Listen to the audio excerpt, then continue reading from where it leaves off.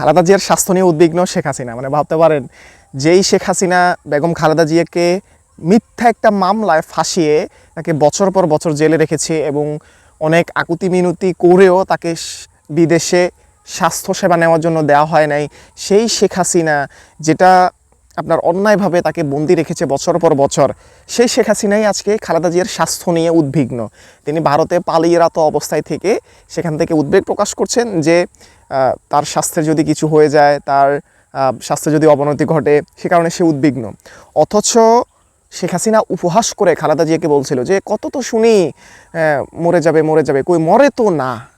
মানে বিষয়টা কত ভয়ঙ্কর বিষয় চিন্তা করতে পারেন, কীভাবে বলছিল যে কত যে শুনি, কত উপহাস বেগম খালেদা জিয়া, এতিমের মাল চোর, এতিমের টাকা চোর, সম্পদ চোর, মানে আরও কত ধরনের ব্লেমিং যে বেগম খালেদা জিয়াকে দিছে, এটা আর ভাষায় বলার অপেক্ষা রাখে না।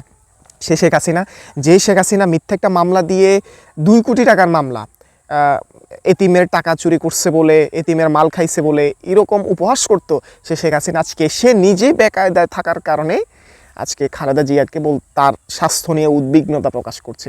ভাবতে পারেন, আপনাদের মনে থাকার কথা, বেগম খালেদা জিয়া যখন করোনা মহামারীর সময় তাকে জেলে রাখা হয়েছিল, তখন বুঝতে পারতেছিল শেখ হাসিনা অনেক অ্যানালাইসিস করে, বা অনেকজন আছে যারা অ্যানালাইসিস, তার দলের নেতাকর্মীরাই তাকে বলছে যে দেখেন আপা, যদি বেগম খালেদা জিয়া জেলের মধ্যে মারা যায় করোনা রোগে আক্রান্ত হয়ে, তাহলে বিশাল একটা সমস্যা, বিশাল একটা ঝামেলা বেঁধে যাবে দেশের মধ্যে। সে কারণে যাতে জেলের মধ্যে মারা না যায়, তাকে সে কারণে শর্ত সাপেক্ষে মুক্তি দেওয়া হয়েছিল। অর্থাৎ বেগম খালেদা জিয়া তার বাসায় থাকবেন এবং সেখান থেকে কোনো রাজনৈতিক কর্মকাণ্ড পরিচালনা করতে পারবেন না।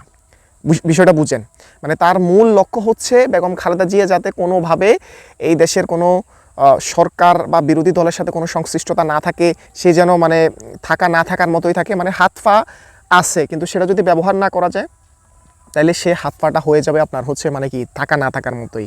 তো সেই অবস্থা থেকে আপনার বেগম খালেদা জিয়াকে যখন তার অনেক নেতাকর্মীরা অনেক বেশি রিকোয়েস্ট করতেছিল, তখন সে মুক্তি দিছে। কেন? কারণ সে বুঝতে পারতেছিল এভাবে যদি কারাগারে যদি মারা যায়, তাহলে দেশের মধ্যে একটা যুদ্ধ লেগে যাবে, আগুন লেগে যাবে। সেই আগুনটা সামলানোর ক্ষমতা শেখ হাসিনার নাই। কারণ সে তো জানে যে বেগম খালেদা জিয়াকে যে মামলাটা দেওয়া হয়েছে এটা মিথ্যা মামলা।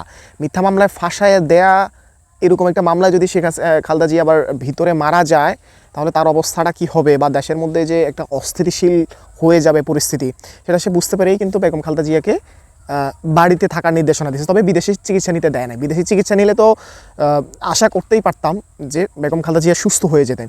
তার এই যে এখনকার অবস্থা, বেগম খালেদা জিয়ার এই যে অসুস্থতার যে এখন অবস্থা, এই অবস্থার জন্য অনেকটা শেখ হাসিনা দায়ী। কেননা বছরের পর বছর যখন বেগম খালেদা জিয়াকে জেলের মধ্যে বন্দি রাখছে, তার নেতাকর্মীদেরকে বন্দি রাখছে, তারেক রহমানকে 111-এর সময় পিটাইয়া ফিটের শরীরের হাড়গোড় ভেঙে দিছে, তারপর কোকো মারা গেল, এত কষ্ট, এত আপসেটনেস, এর মধ্যে থেকে বেগম খালেদা জিয়া নিজেও যখন জেলে বন্দি, সব কিছু মিলাই সে এরকম অসুস্থ হয়ে যাওয়ার কারণ হচ্ছে তার উপর দিয়ে এত বিপদ যাওয়া।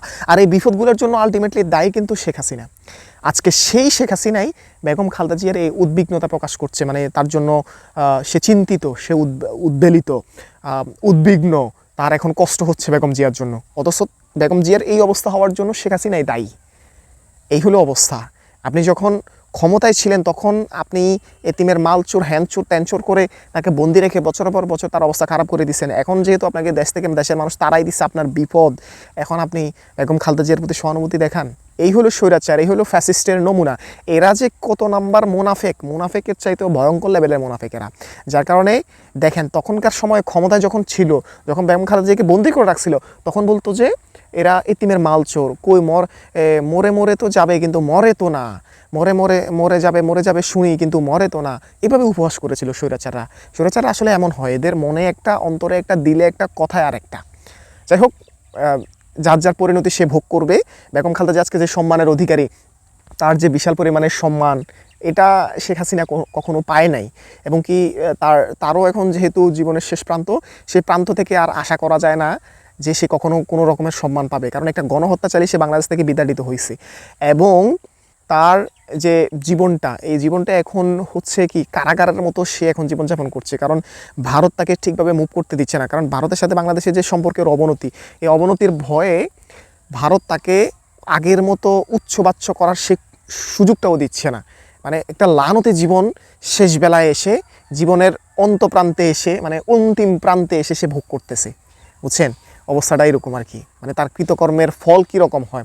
আর বেগম খালেদা জিয়ার দিকে তাকান, দেশের প্রত্যেকটা নেতা, প্রত্যেকটা দলের নেতা তাকে দেখতে যাইতেছে, কথা বলতেছে, সবাই তার জন্য দোয়া করতেছে। তার প্রতি যে মানুষের ভালোবাসা, এটা তো আমরা গত কয়েকদিনে দেখতেছি। আর জীবনের অন্তিম প্রান্তে শেখ হাসিনা বন্দি কারাগারের মতো ঘৃণিত, ধিকৃত, ইতিহাসের রাস্তা কুড়ে নিক্ষেপিত। এই হলো মানুষের কর্মের ফল। সুতরাং কর্ম যার ভালো হবে, ফলও তার ভালো হবে, আর কর্ম যার খারাপ হবে, ফলও তার খারাপ হবে। যাই হোক, আজকের মতো এখানে শেষ করছি। ভালো থাকবেন। আসসালামু আলাইকুম।